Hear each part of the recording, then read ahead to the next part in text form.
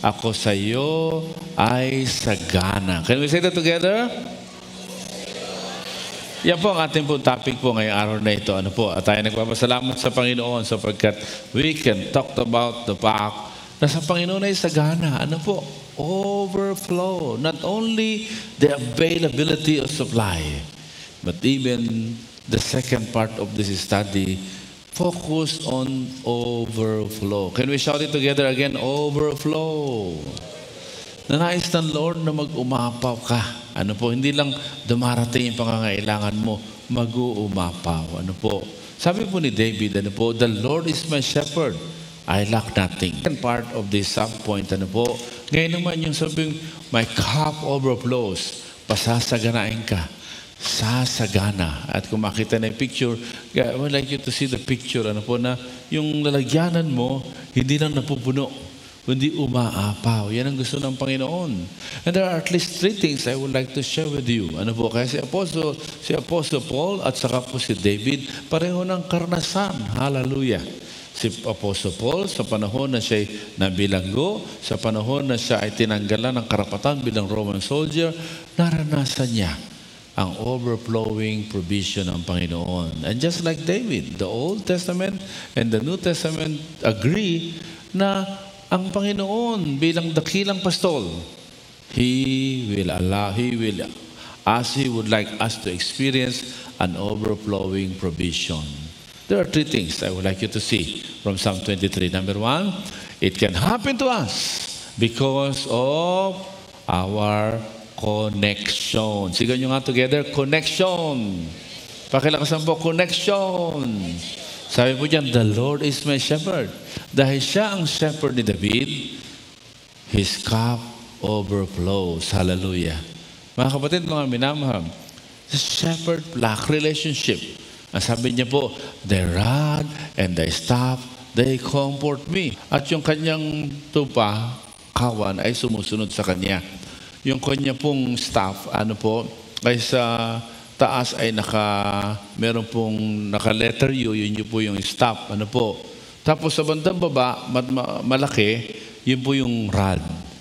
At pag sila naglalakad, nauna siya. At pag meron pong danger, babalik ta rin niya yung tungkod niya at nagiging rod.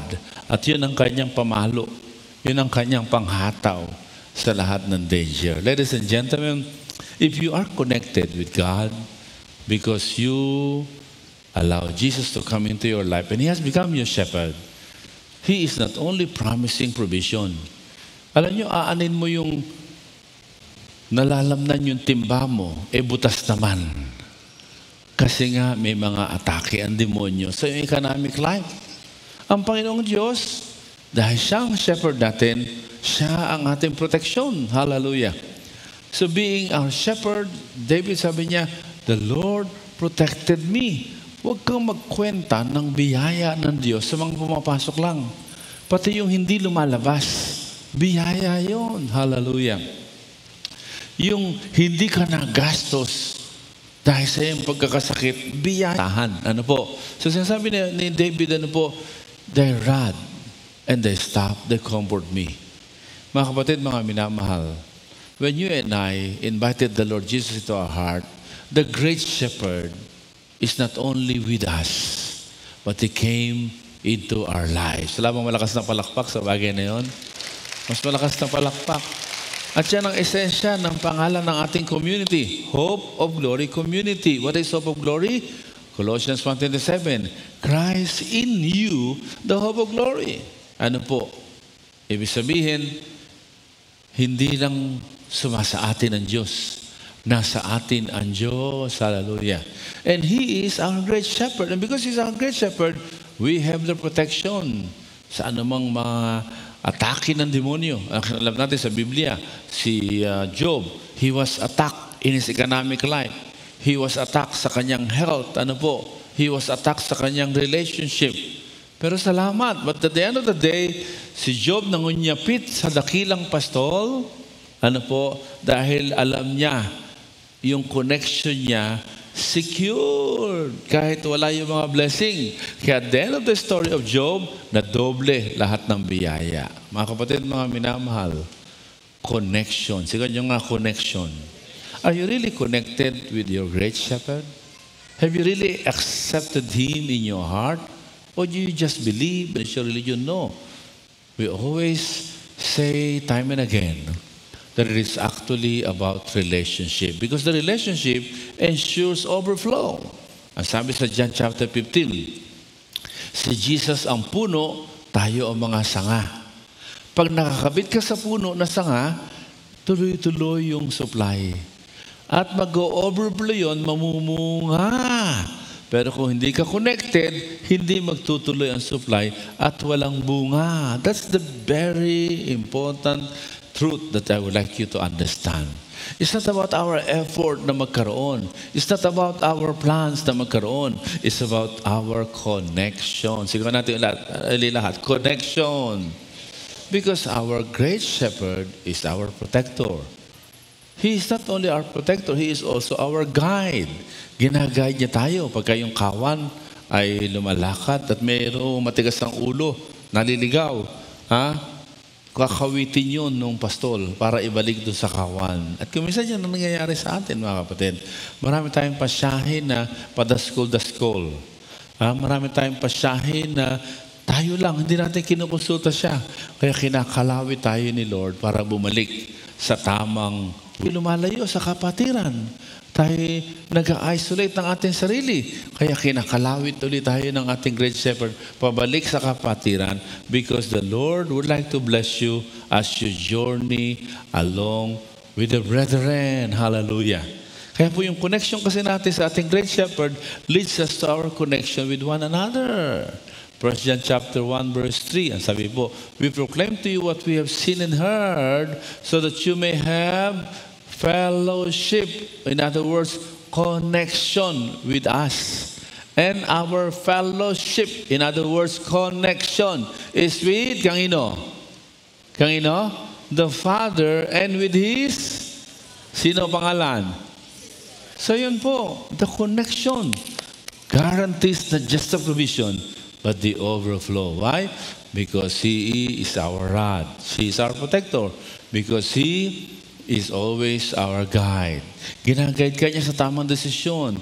Ginaguide ka niya sa mga tamang tao na makalakbay mo. Do not resist those who are discipling you. Kaya tayo, it is our prayer that all of us will become part of our small group para we can journey together. Mga kapatid, mga minamahal, may the Lord speak to.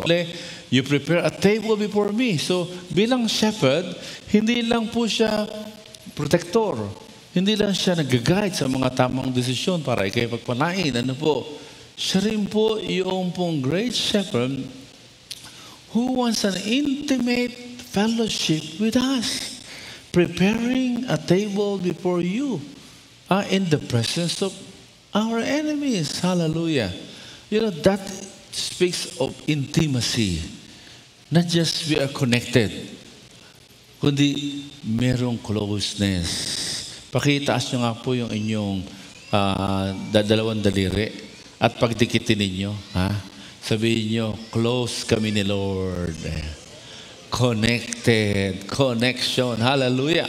Mga kapatid, mga minamahal, again, it's not religion. It's about our connection. This connection starts when you and I invite Jesus into our hearts. And after inviting, nagpapatuloy ka ba? Colossians chapter 2 verse 6. Kung paano tinanggap mo si Jesus, magpatuloy ka. Kaya meron tayong lakbayang booklet. Aralin po ninyo yung bawat isang lesson nun, may commitment at the end of each lesson. Mind you, ladies and gentlemen, provision will overflow as you walk with your great shepherd. He guides us and He enjoys us. Meaning, He wants to see you happy. How many of you believe that? Diba? John 10:10, ang sabi po, I come that you might have life and might have it abundantly. Hallelujah. Mga kapatid, mga minamahal, are you having a growing connection with our great shepherd? Or you are just concerned about your provision?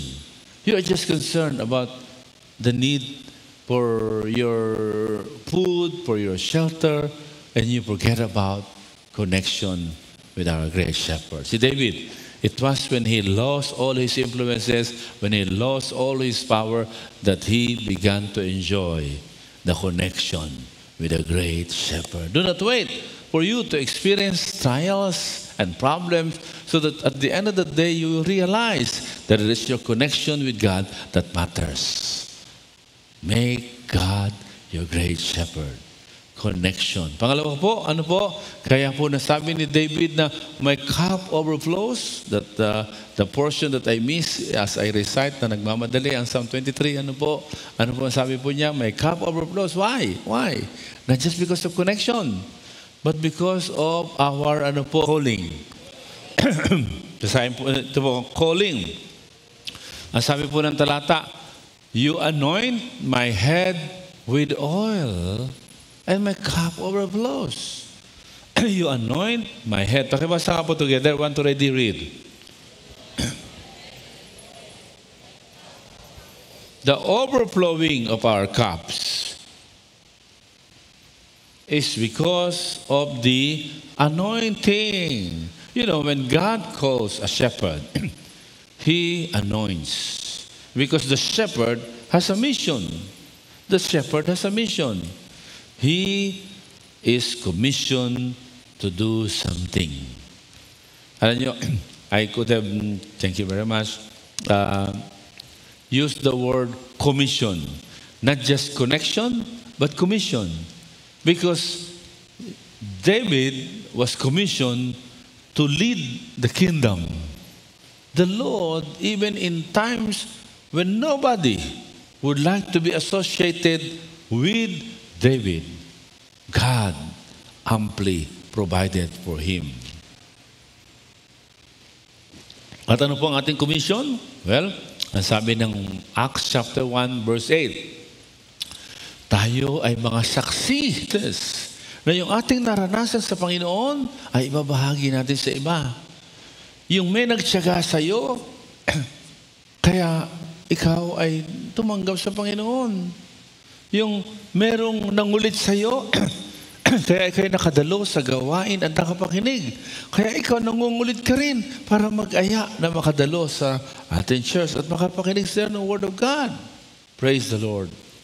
Alam nyo, sa June po na darating, June 12, isa-celebrate po namin sa ministry na ginamit ng Lord para sa aking kaligtasan at para sa aking paglago at para sa pag-isimula ng ating church, ang Campus for Christ, na siya ring instrumental para makilala ko ang aking kabiyak ngayon. Ano po? Ang ministry ng Campus for Christ o Crew Philippines ay magdiriwa ng 60th anniversary. And we thank the Lord. This is an international organization, ano po? At ang na-request na gumawa ng team song ay walang iba kundi si Pastor TJ Milan. Praise the Lord. At isa sa mga music na nirelease na nga po ng Hope Music ay yung pong ginawa niya para sa 60th anniversary ng Campus Crusade for Christ. Nandiyan po, papakita nila, ano po, yung nations and generations. Kaya lang natapat sa camp. Kaya hindi makakakanta si Pastor DJ. Sabi ko, di bale, yung tatay na lang. Nang marinig ni TJ, sabi niya, aalis ako sa camp, babalik ako para kumanta. Ayaw niya masira yung kanyang karera. Ito po yun. He created this because of the request of Campus for Christ. And for being their chairman for almost 13 years already, it is my joy to serve the ministry that God used for my salvation and for my growth. At alam niyo, if there is one thing I love about CCC, batang Christian pa lang, tinuturuan ng mag-witness. Katatanggap pa lang kay Lord, tinuturuan ng mag-share ng gospel. At merong materials para magkaroon ng paglago. Mga kapatid, mga minamahal, you and I are commissioned by the Lord. And because of that, He is obliged to not only provide for you, but give you ample provision. A military, while studying in Philippine Military Academy, may sweldo na. At pagkaraan sila ikukomisyon at wala nilang iintindihin ang sweldo at ang pangangailangan ng asawa at mga anak. problema ng gobyerno yon. Bakit? Because they have a mission. Because they have a calling. Because they have a commission to do. Ikaw, kapatid, if you really want to enjoy ample provisions of God, ang intindihin mo yung iyong commission. Yung pag-aakay ng kaluluwa sa Panginoon.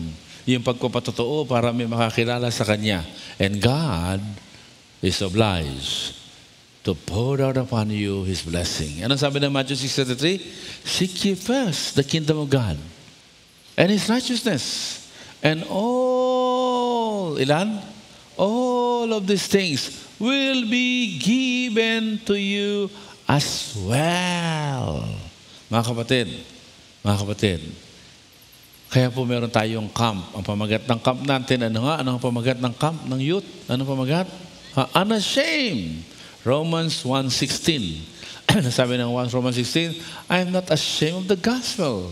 We want our young people to understand that as they go back to their work, as they go back to their campuses, they are to be unashamed of the gospel of Jesus. Sabi ni Paul, I am not ashamed of the gospel because it is the power of God that brings salvation to everyone who believes. First to the Jew, then to the Gentiles.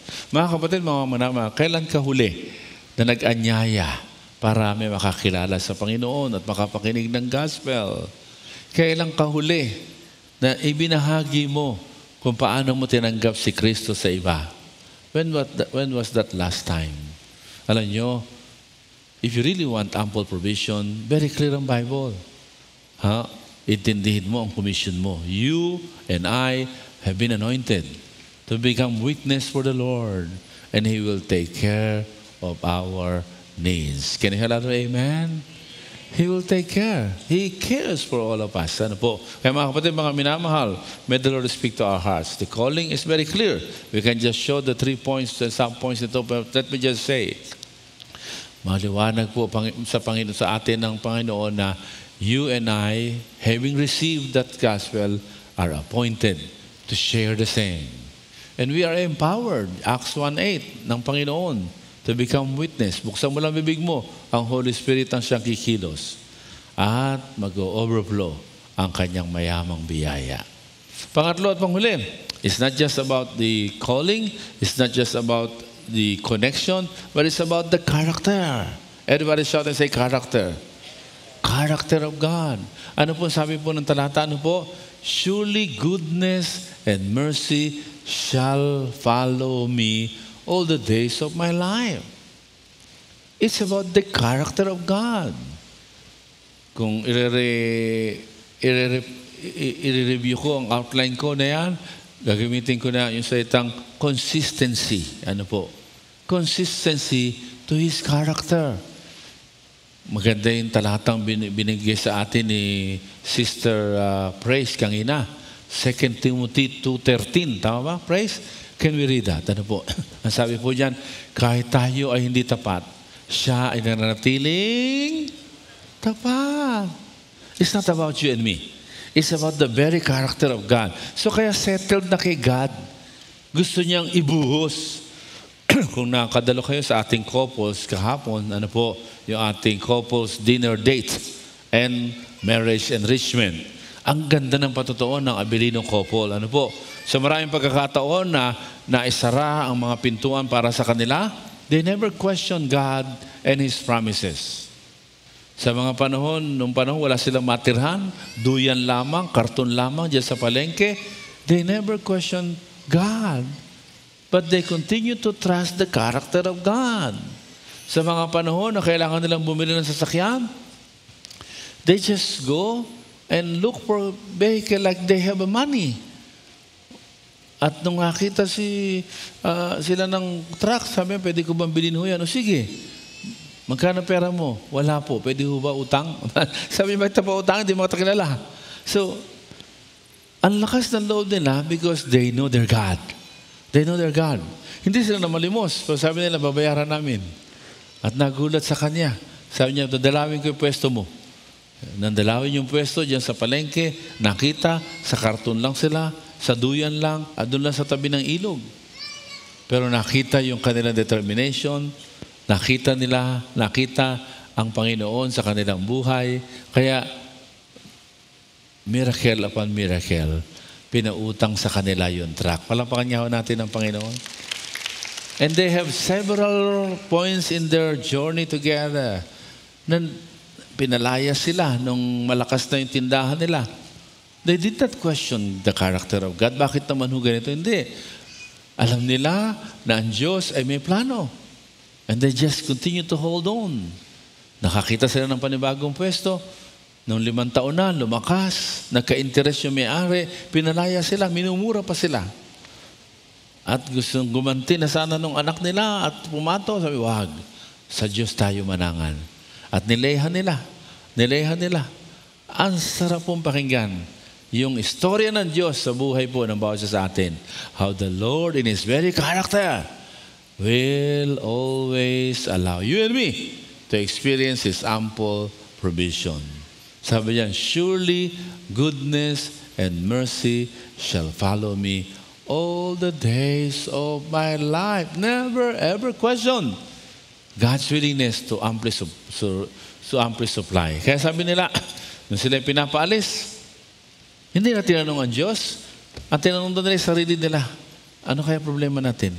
Ano kaya kailangan nating ayusin? At later on, nung makita nila, okay naman sila, sabi nila, sa Diyos natin sila isumbong.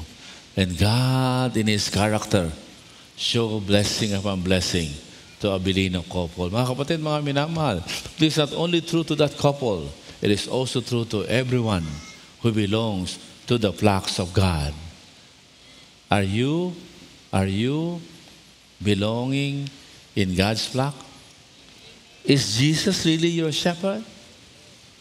Never doubt His character. Anong sabi ng Romans chapter 8 verse 32? Kung hindi niya pinagkait ang kanyang sariling anak, hindi niya pagkakait. Ano po?